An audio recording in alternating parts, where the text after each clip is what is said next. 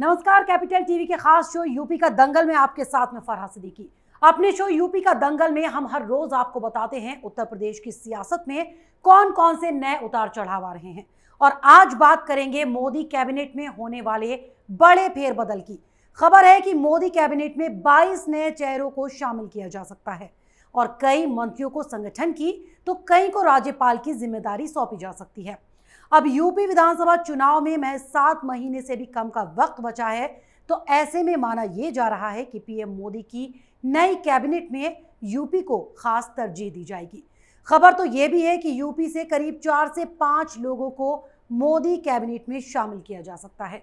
और इसी पर बात करने के लिए आज हमारे साथ स्टूडियो में मौजूद हैं कैपिटल टीवी के editor in chief doctor Manish Kumar. Doctor साहब, बहुत बहुत स्वागत है आपका। धन्यवाद। डॉक्टर साहब, मोदी कैबिनेट में एक बड़ा फेरबदल होने जा रहा है, लेकिन अटकलें ये हैं कि यूपी में विधानसभा चुनाव है तो खास तरजीह दी जा सकती है। 4-5 लोगों के नाम इसमें शामिल हैं। देखिए, जब भी इस तरह के कैबिनेट एक्सपेंशन होते हैं, इसके पीछे एक तो राजनीतिक कारण होते हैं। उसका कोई हर सरकार चुनाव से पहले जब इम्पोर्टेंट चुनाव आते हैं तो इस तरह के बदलाव किए जाते हैं। बंगाल में भारतीय जनता पार्टी हार गई। कई लोग कह रहे हैं इस बात को लेकर के कि आपने बंगाल से उतना रिप्रेजेंटेशन दिया नहीं कैबिनेट में। 4-5 बड़े बड़े मंत्री होते तो माहौल कुछ और भी होता। यूपी का चुनाव है और यूपी तो केंद्र में सरकार बनाने का रास्ता तो लखनऊ से ही गुजरता है। अब वहाँ पे चुनाव होने वाले हैं और पार्टी संगठन में कुछ प्रॉब्लम्स भी हैं। कैसे इसको निपटाया जाए ये हम आएंगे, क्या होगा। और मैं आपको बता दूं, इस एक्सपेंशन के बाद योगी जी के मंत्रिमंडल में भी बड़ा बदलाव होगा। ये दोनों चीज, ये सिर्फ इंतजार, मोदी कैबिनेट में बदलाव होगा, फिर उसके बाद यूपी। ये इतना इम्पोर्टेंट है क्योंकि जो पूरा जो एक्सरसाइज हो रहा है ये 2022 के चुनाव को ध्यान में रखते हुए और 2024 के लोकसभा चुनाव को ध्यान में रखकर ये किया जा रहा है। और इसका जो सबसे सटीक फॉर्मूला जो प्रधानमंत्री मोदी ने बनाया है, 75 साल के उम्र से जो ज़्यादा हैं उनको बाहर का रास्ता।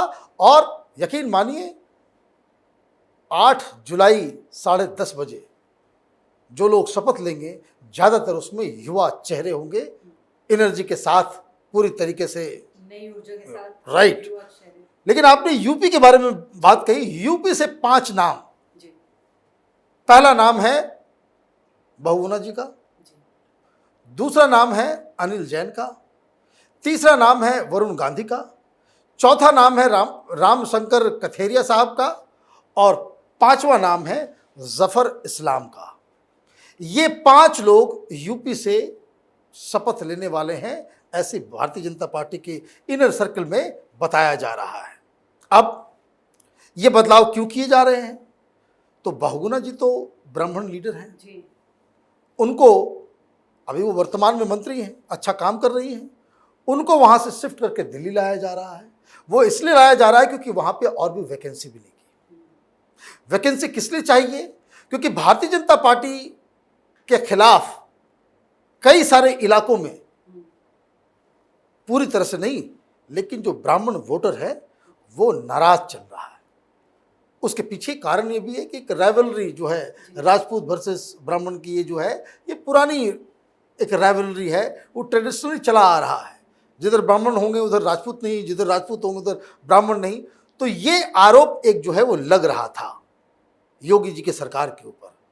तो उसका प्रॉब्लम है तो उसे सॉल्व करने तो सोल्यूशन भी है। हर जगह राहुल गांधी तो नहीं बैठे हुए हैं कि जहाँ छोटे से समस्या होती है ये लोग अपनी अक्लमंदी से उसको इतना विकराल कर देते कि पार्टी टूटने की कगार पे आ जाती है। और इसी के तहत आपने देखा कैसे जितिन प्रसाद को अंदर लाया गया। तो कई सारे नए चेहरे यूपी में भी एडजस्ट किए जाएंगे जो ब्राह्मण समाज से होंगे, क्योंकि अपर कास्ट का वोट इंपॉर्टेंट है भारतीय जनता पार्टी के लिए। यानी चुनाव से पहले जातीय समीकरण को ठीक तरह से फिट करने की कोशिश कर। राइट, ये तो हकीकत है। उत्तर प्रदेश में जाति के आधार पे वोट होते हैं, जाति के नाम पे पार्टियां बनी हुई हैं।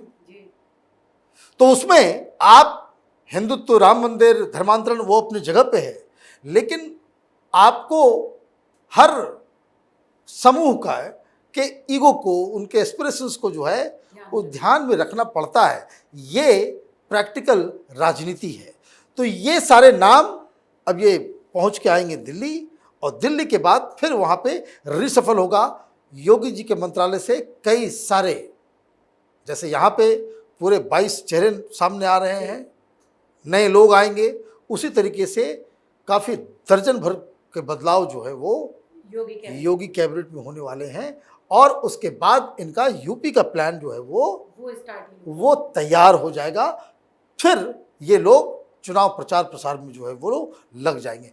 तो ये जो एक्सपेंशन हो रहा है, आपने सही कहा कि प्रधानमंत्री मोदी की जो नज़र जो है वो यूपी चुनाव पे भी है। इतना ज़्यादा बदलाव, इतने ज़्यादा लोग दूसरे किसी राज्य से शामिल नहीं होंगे। मतलब उत्तर प्रदेश को इतना इम्पोर्टेंस दिया जा रहा है कि चूंकि वहाँ चुनाव है तो वहाँ पे हर तरह के लोगों को जो है आप इसमें को जोड़ने की कोशिश करेंगे ताकि चुनाव में इसका फायदा हो जाए। इसमें एक नाम वरुण गांधी का भी है जी।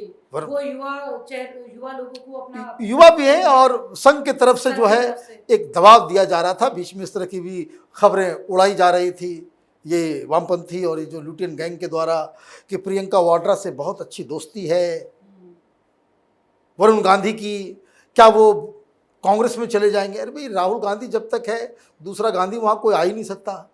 मुझे तो बड़ा, आप गूगल करेंगे आपको आर्टिकल्स उस तरह के मिल जाएंगे। मैंने किस तरह के ये लोग इमेच्योर ढंग से आर्टिकल लिख देते हैं और अखबार वाले छाप भी देते हैं। तो उनका जाना इसलिए कैबिनेट में आना है क्योंकि उनकी मदर अब कैबिनेट मंत्री नहीं है। तो एक परिवार से एक ही आदमी बन सकता था। तो ये जो है वो ये फार्मूला तो और कहीं दूसरे जगह लागू होता नहीं है। पार्टियों में तो अगर फैमिली में आप देखिए राजनाथ सिंह के बेटे ने, जबकि वो अपने आप में एक लीडर है, वो ग्राउंड में काम, ये नहीं कि सिर्फ अपने पिताजी के साय में जो है वो राजनीति करते हैं, वो खुद उनकी अपनी एक शख्सियत है। लेकिन प्रधानमंत्री मोदी की जिद है कि भाई एक परिवार से तो एक ही आदमी होगा। आप देखिए जिस तरीके से यशवंत बिल्कुल सही है, यशवंत सिन्हा आज देखिए वो परेशान इसलिए क्योंकि भाई आपको टिकट कैसे मिलेगा, एक परिवार से तो एक को ही मिल सकता है। तो उनके बेटे ने लिया भारतीय जनता पार्टी से टिकट, वो मंत्री भी बने पिछली बार। लेकिन पिताजी वो चाह रहे कि भाई हमें भी दिया जाए। हम पुराने वाजपेयी जी के ज़माने में हम लोग फाइनेंस मिनिस्टर थे, हमारा एक्सपीरियंस ज़्यादा है, हम मोदी से सीनियर हैं, अमित शाह हमारे सामने बिल्कुल नया कोई छोटा सा लीडर है। तो इसलिए वो बिदक गए, वो टीएमसी में ज्वाइन करके वो मोदी की सरकार को गिराने में जुटे हुए हैं। तो ये परिवार का एक जो है वो एलिमेंट होता है। तो वरुण गांधी उस हिसाब से आए। अनिल जैन एक नाम है जो बहुत ही इम्पॉर्टेंट नाम है। अनिल जैन, संघ से उनका रिश्ता है, पार्टी ऑर्गेनाइजेशन में उनकी बहुत पकड़ है, बड़ी साख है।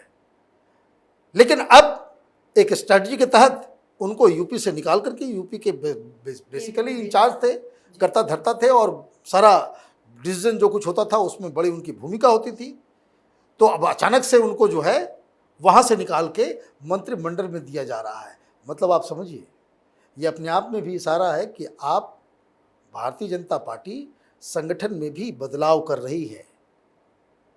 माना ये जाता था कि भाई अनिल जैन साहब जो हैं वो मौर्य जी के बहुत नज़दीक हैं, अब उनको वहाँ से हटा दिया जा रहा है, उनको केंद्र में जिम्मेदारी दी जा रही है।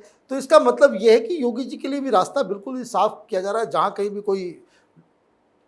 कहीं से भी कुछ प्रॉब्लम्स हो सकते हैं, चुनाव से पहले तमाम छोटी छोटी कहीं से भी जो प्रॉब्लम हो सकती है उसे सॉल्व करने के मूड में पार्टी, जो पार्टी चुनाव जीतने के लिए लड़ती है मैदान में, उसको ये सब करना पड़ता है। मैंने कहा जैसे मजाक ही है लेकिन हकीकत है कि हर जगह राहुल गांधी और प्रियंका वाड्रा तो नहीं बैठी हुई है।